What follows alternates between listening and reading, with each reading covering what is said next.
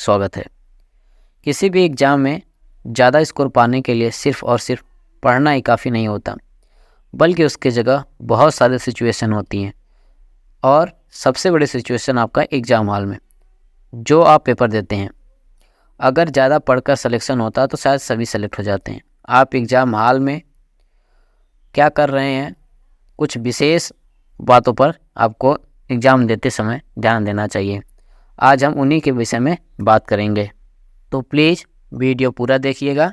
और अगर यह वीडियो आपको अच्छा लगेगा तो प्लीज़ चैनल को सब्सक्राइब कर लीजिएगा और अपने दोस्तों को भी शेयर करिएगा।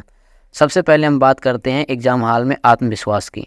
आत्मविश्वास जितना ही हाई लेवल का होगा, आपके क्वेश्चन सही करने की संभावना उतना ही अधिक होगी। यदि आप पहले ही आत्मविश्वास कम कर लेंगे तो आपका आता हुआ क्वेश्चन भी गलत हो जाएगा।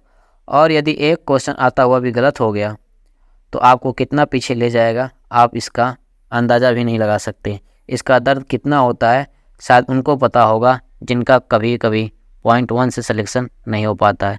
तो आप अपना आत्मविश्वास जितना ही ऊंचा रखेंगे एग्ज़ाम हॉल में, आपके लिए उतना ही बेहतर होगा। हम बात करते हैं एकाग्रता की।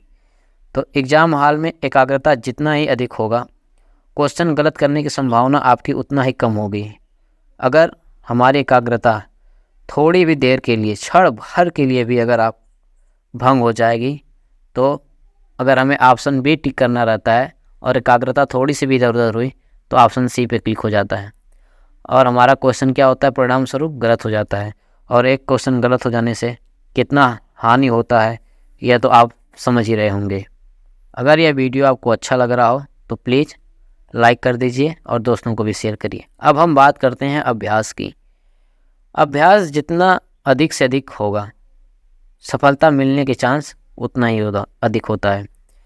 जब कोई प्रश्न हम पहली बार देखते हैं या वो प्रश्न अचानक से हमारे सामने आ जाता है तो हम घबरा जाते हैं, लेकिन धीरे धीरे उसको समझ लेते हैं और फिर वह हमारे लिए आसान हो जाता है। फिर वह क्वेश्चन जब कभी भी हमारे सामने आता तो उसका उत्तर देने में हमें 1 सेकेंड का भी नहीं लगता है। तो प्लीज़ आपका अभ्यास जितना ही अधिक होगा, आपको क्वेश्चन सॉल्व करने में उतना ही कम समय लगेगा। कहते हैं कि प्रैक्टिस इज़ मेक परफेक्ट।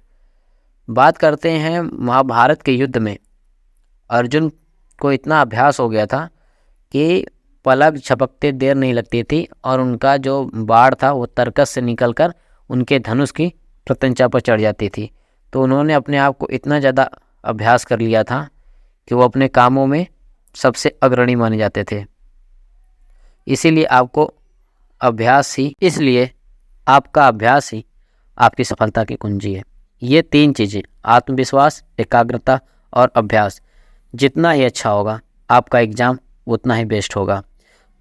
और भी कुछ ऐसे पॉइंट हैं जो आपको एग्ज़ाम हॉल में कुछ ऐसे भी पॉइंट हैं जिन्हें हमें ध्यान रखना चाहिए।